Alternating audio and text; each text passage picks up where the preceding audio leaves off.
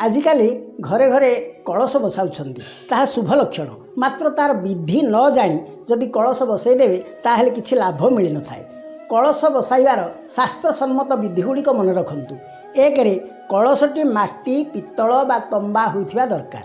दुई रे कलश जल रे टिके गंगा जल पकेइबा दरकार।